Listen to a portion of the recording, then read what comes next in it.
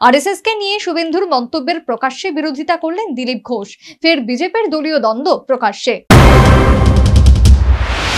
বুধবার সন্ধ্যায় একটি বেসরকারি টেলিভিশন চ্যানেলকে দেওয়া সাক্ষাৎকারে শুভেন্দু অধিকারী দাবি করেন, তৃণমূলের জন্মলগ্ন থেকে আরএসএস পাশে না থাকলে মমতা বন্দ্যোপাধ্যায় ক্ষমতায় আসতে পারতেন না।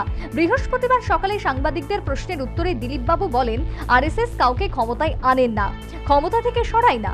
প্রকাশ্যে রাষ্ট্রীয় স্বয়ংসেবক সংঘ নিয়ে শুভেন্দু অধিকারীর মন্তব্যের বিরোধিতা করেন দলের প্রাক্তন রাজ্য সভাপতি দিলীপ ঘোষ। বাংলার বেসরকারি টেলিভিশন চ্যানেলকে দেওয়া সাক্ষাৎকারে শুভেন্দু অধিকারী বলেন, আরএসএস প্রথম থেকেই মমতা বন্দ্যোপাধ্যায়ের পাশে ছিল। প্রসঙ্গত, অবিভক্ত মেদিনীপুর জেলায় বাম আমলেও টিম করে হলেও আরএসএস সংগঠন ছিল। তৎকালীন বাম আমলে কোনোদিনই আরএসএস মাথা তুলে দাঁড়াতে পারেনি। রাজ্যের বাকি জেলাগুলিতে তেমন কোনো সংগঠন না থাকলেও বাঁকুড়া, পুরুলিয়া এবং অবিভক্ত মেদিনীপুর জেলায় টিম করে আরএসএস সংগঠন ছিল। আর এই তিনটি জেলায় তথাকথিত জঙ্গলমহল বলেই পরিচিত। রাজনৈতিক বিশ্লেষকদের মতে নন্দীগ্রাম জমি রক্ষা আন্দোলনে তলায় তলায় আরএসএস তৃণমূলকে সাহায্য করেছে রীতিমতো। আর নন্দীগ্রাম আন্দোলনের নেতৃত্বে ছিলেন তৎকালীন তৃণমূল যুব কংগ্রেস নেতা শুভেন্দু অধিকারী। রাজনৈতিক মহলের মতে শুভেন্দু সবটা জেনেই এই কথা বলেছেন। নন্দীগ্রাম আন্দোলনের শুরু থেকে শেষ পর্যন্ত সবটাই জানেন শুভেন্দু। আন্দোলনে তৃণমূল সামনে থাকলেও এসইউসিআই, কংগ্রেস, মায়োস অ্যাক্টিভিটিস, বিভিন্ন ডানপন্থী, বামপন্থী, অতি বামপন্থী সহ বহু সংগঠনই যুক্ত ছিল। তাই সবটা জেনে বুঝে মন্তব্যটা করেছেন শুভেন্দু, এমনটাই মনে করছে রাজনৈতিক মহল।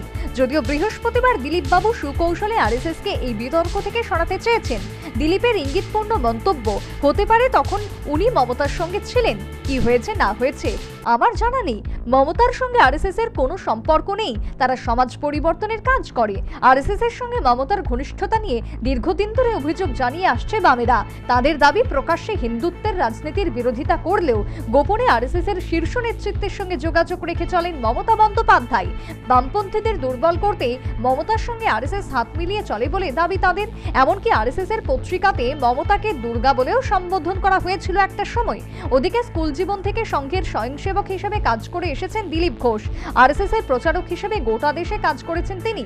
দীর্ঘদিন আন্দামানে সংঘের কাজকর্ম পরিচালনা করেছেন দিলীপ বাবু।